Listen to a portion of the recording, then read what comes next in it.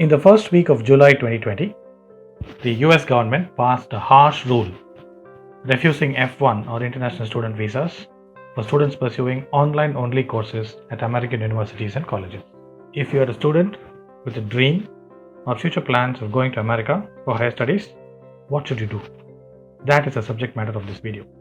Hello, I am Anand Kannan from GRE Edge. GRE Edge is an online academy to help you get the best admit and best course through data-driven personal attention. As of July 2020, some universities have already announced their plans to be fully online for the rest of fall 2020 semester, while others are making up their mind. A few universities have also announced opening of campuses in a limited, cautious way, with enough precautions about social distancing, class sizing, and COVID spread prevention.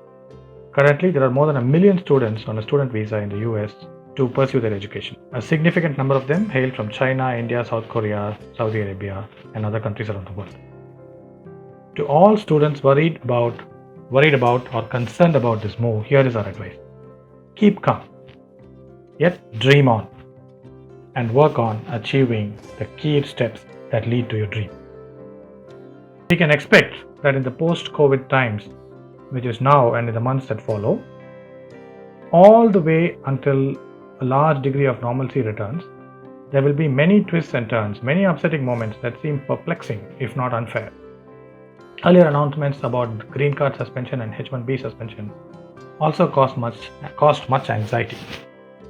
We will help you understand F1 visa denial with a 360-degree perspective. So, when you understand multiple perspectives of the same issue, it usually leads to a less agitation and less emotional disturbance and a more calm outlook on what might happen. A visa is not just a little stamp and a nice sticker on your passport.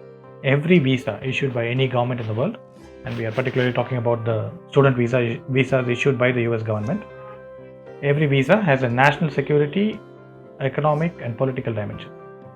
Student visas are considered to be safe because the students who get these visas report to a campus and largely spend their time on the campus. At the end of the period of their study, they may take up optional practical training, again with a specific employer. In spite of such visible and trackable situation, ever since 2001, when it was found that one of the 19 hijackers in the 9/11 incident was on a student visa, there has been extra care and caution about the abuse of the student visa. In the current situation, since the students do not have to be on campus if the course is entirely online, some in the government have perceived this as posing an extra security risk. Now the economic angle. About 1 million students spend about $40 billion in the US every year, including their fees and living expenses and travel expenses. While this is in absolute terms, it's a large sum of money. If you compare it with the total size of the US economy, which is a $20 trillion economy, this is a drop in the ocean. 40 billion is like 0.2%.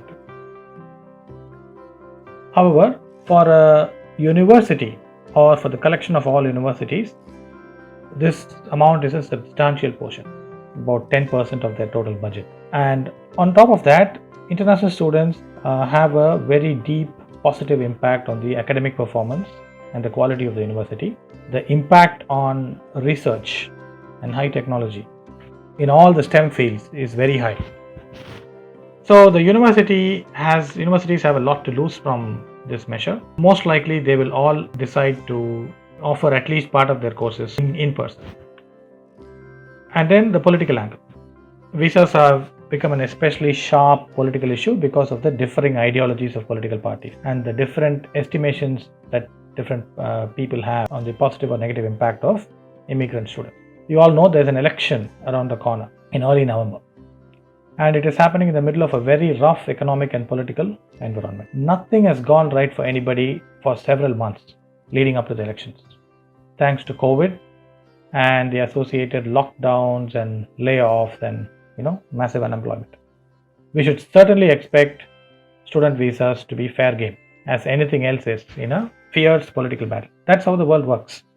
So there will be a lot of discussion about this, and there will be many controversial decisions made for the next few months as the political parties vie hard to win the election. So we can say that there will be a lot of turbulence and an almost insane and foolish touch to many events. But what we believe that these are all short-term passing trends. The long-term trend would be the world learning to manage and live with Corona and go beyond Corona and start the search for prosperity and growth. A student aspiring for higher studies should stay on course. Right? If you're a student who wants to go in fall 2021 or even 2022, this is like a year or more away. There is a plenty to do meanwhile. As I say, when it seems tough to get going is when the tough actually get going. So I would call for a tough mind and decide to do some things and decide not to do some things. Here are some of the things that you should do. Prepare for the GRE. Take the GRE. Score your best in the GRE. Build your profile. Add to your resume.